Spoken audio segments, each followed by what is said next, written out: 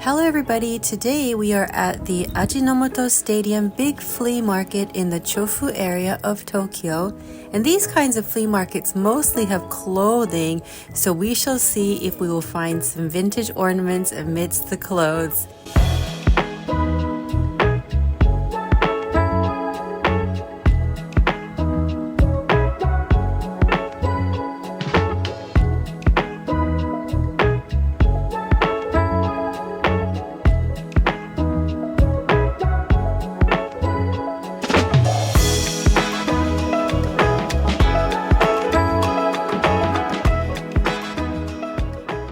I did stop filming for a bit so I could have a good rummage through, and as you can see, 15 minutes later, most of the jeans were gone.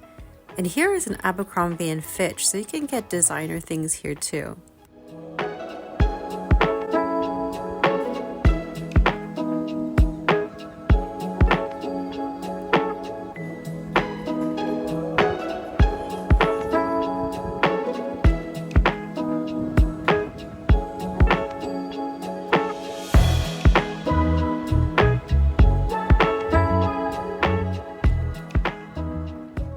There's a mix of Japanese and other Asian items on this table. All these onyx pieces are most likely from Pakistan. We do get a lot of onyx pieces from there. And this would be, I presume, from India, this type of wood. And it's great that it's got its tusks still intact. What else is there? There's some tanuki, a family of tanuki or raccoon dogs. Lots of toys at this market, by the way.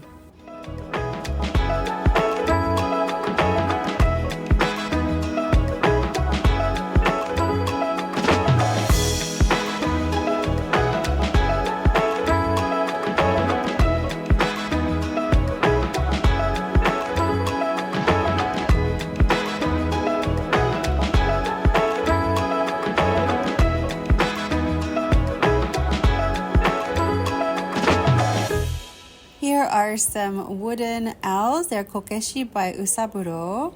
Because it's got the sticker rather than a signature, they're not extremely old, even if they may be vintage. A couple more wooden owls. And this one, this will be made of brass. It says Shinchu and Odo under there, which both mean brass. Often there's more than one way of saying something in Japanese, which can get a bit confusing. This is lacquerware from Aomori Prefecture called Tsugaru Nuri. It's very, very specific, as you can see. Different to Wajima Nuri here, which is from Ishikawa Prefecture, which is a little bit more subtle. I like them both in their own way. See, this is another swan as well. Wasn't it in maybe in the mid-century? I think it probably came over to Japan if it was something big in the West, you know? I initially thought this was a bread bin, but it's a little bit slim for it, so I'm not sure what it is, but it was well made. Any ideas? What would you use it for?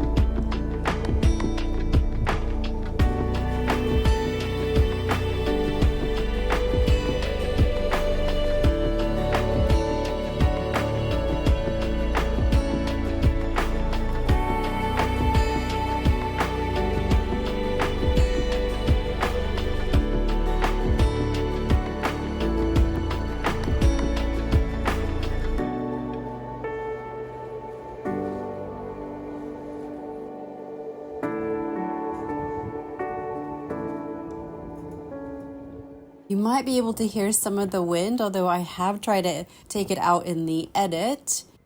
This Minoware pot is something, at least in our family, we would use to store umeboshi, which is pickled plum.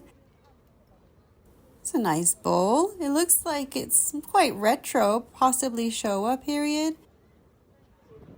And I actually really wanted to pick this up because I love anything textured. I love bamboo and wood. But on closer inspection, sadly, it had a whole bit of damage there. So, 残念, bad luck, Michelle. So many baskets, all different kinds. Some look very, very well made and others not so much. So there's a real mix here. This looks very retro, this chicken. I don't tend to purchase rattan things much because I find Tokyo really dusty. It accumulates a lot more dust than when I lived in the UK. So for the same reason, I don't usually have dry flowers either. I suppose you could put another vessel inside, like a glass vase, and then put fresh flowers. It's very boho, isn't it? We're having a bit of a 70s day today, I feel.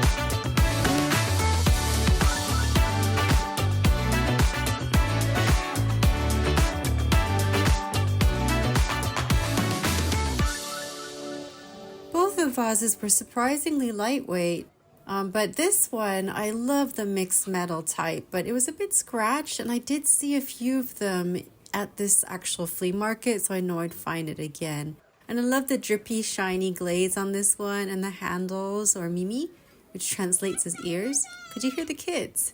They had kids manning the booth, which was really cute.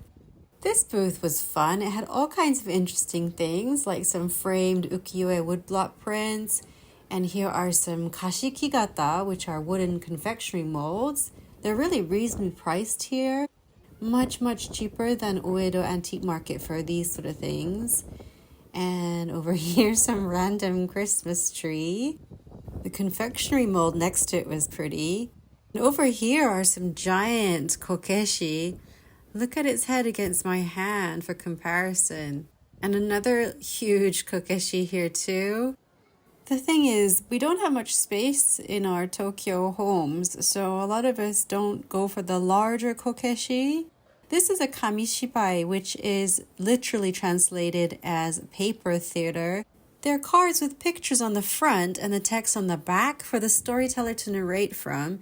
And these are traditional smoking pipes called kiseru. And some coins here. And let's have a look over here. This is a tsuba, or a sword guard. It's a bit small though, so most likely for an ornamental sword. Bits and bobs, a bottle opener, a kabuki helmet replica. And this thing here is called a hainarashi, which is an ash leveler. It's to be used with a coal brazier. And over here, this is actually uranium glass, Japan-made uranium glass. Pretty much whatever was in vogue in the West, we'd be influenced by and having a go producing the same during the time period. And that says Munakata Hanga on there, so it must be a woodblock print by him. That looks like quite an old candlestick. Really huge spike and some signage. And these pieces here, they must be used for woodblock printing. How cool. Yeah, you can see there. Can you see all the Japanese writing on there, the kanji? And then this one here, you can even still see the ink on there. That's pretty cool. And I believe this is a kogo, which is an incense case or container used for tea ceremony. It's a really cool one. And this is a fooding, Edo-style fooding wind chime. And this will contain a whetstone, a togi-ishi.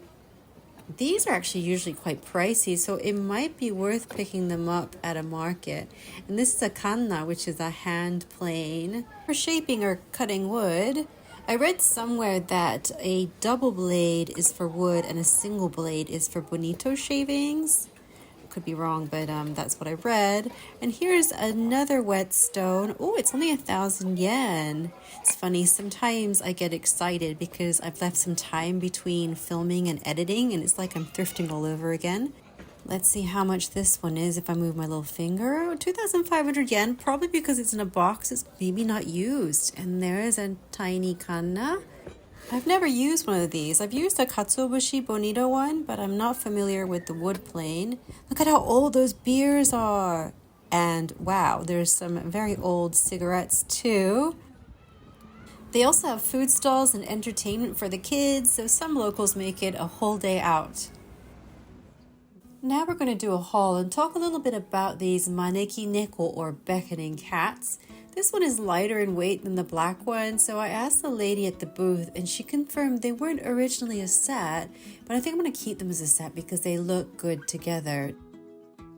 Now, I didn't realize it had a little bump on here. Can you see where it's been fixed? Now, unless you look super close up, it's not that noticeable though. But yes, I did not see it at the booth. Now, here's what they look like without being in a pair. But yeah, I think they need to stay together, right? They look a little bit sad on their own. You can see the mold mark on this one, and judging from the condition of the felt on the bottom, they're probably not antique, just vintage. Yeah, see? It's quite clean. Can you see both of these cats have their left paw up? It looks like the right from our perspective, but it's the cat's left paw. Same with this one here, which is a kutaniware one. It has its left paw up. And then we'll have a look at this one from Gotokuji Temple in Tokyo, the cat temple. It's pretty famous. This one has its right paw up. So I want to talk a little bit about the difference. So simplified, right paw up means bringing in the money, whereas the left paw means bringing in the people. So you tend to have shops and restaurants often displaying ones with the left paw up, and the right paw we have often in our homes. These little cats are from a small shrine within the grounds of Sumiyoshi Taisha Grand Shrine in Osaka. You can see that they have a right paw up and a left paw up. So it's tradition that you buy one every month and swap them out for a larger one once you've collected a certain amount. And it takes about 24 years for you to eventually graduate up to the largest size, and your greatest wish is also then granted. So it takes some dedication there. So as mentioned before, left paw up is for beckoning people, but also for safety of your home and for good health.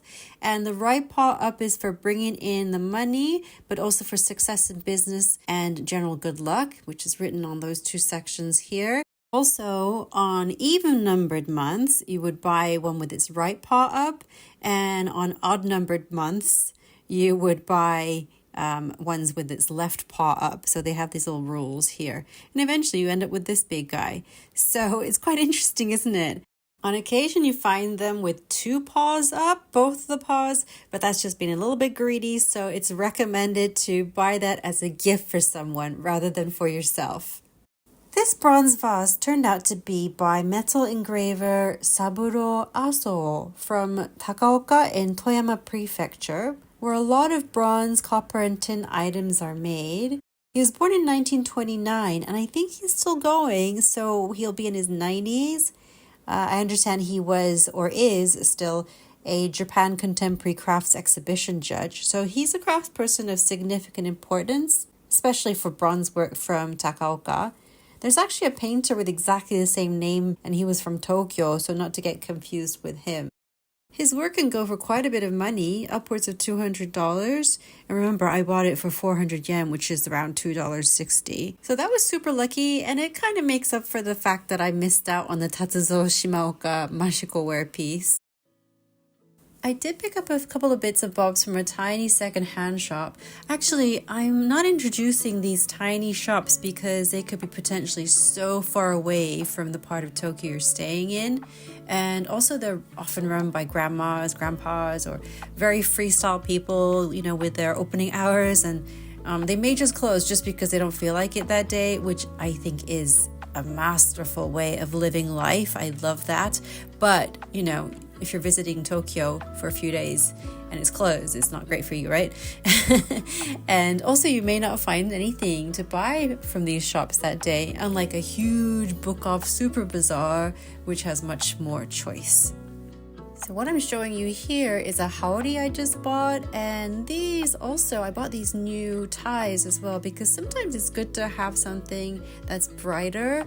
These white and light blue ones came with it, which are great too, but it's kind of fun to mix and match as well. Just like with obi and your kimono or yukata, you don't want to be too matchy-matchy. I already like this light blue shibori tie-dye style. Usually you see a lot of it in reds or maroons or purples or pinks even, so I was glad to be able to find a light blue one. And I bought more of these himo. These are the ties for the haori.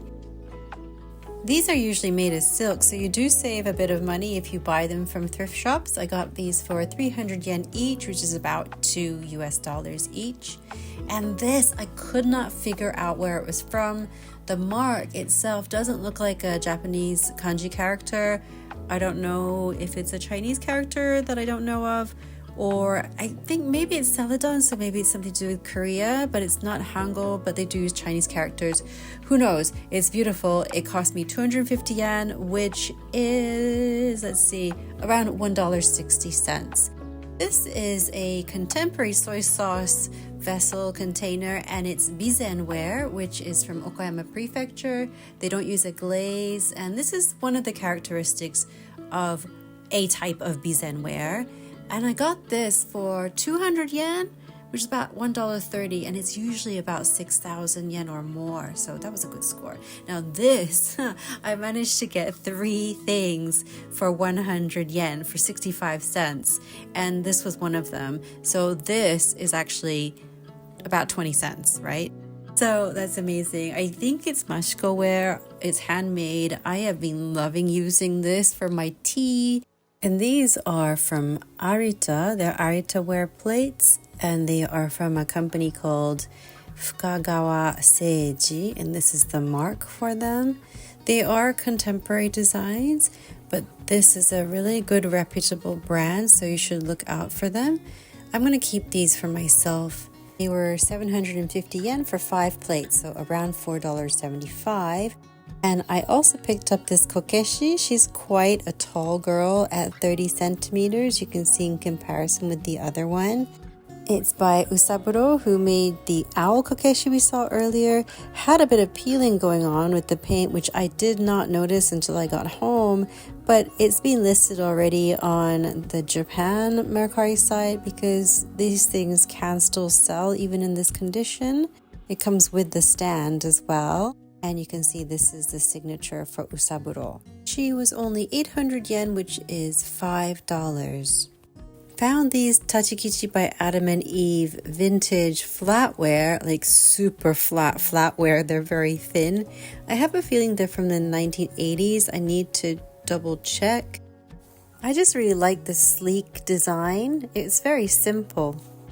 The final item of today is in this case. Can you guess what it is? It's a sensu, a Japanese traditional fan, for Nihon Buyo, which is traditional Japanese dance. Should you have trouble opening it up, if you push with one thumb one way and pull in the opposite direction with the other, it's quite easy to open up. And it's simple to close as well. You just slide it shut.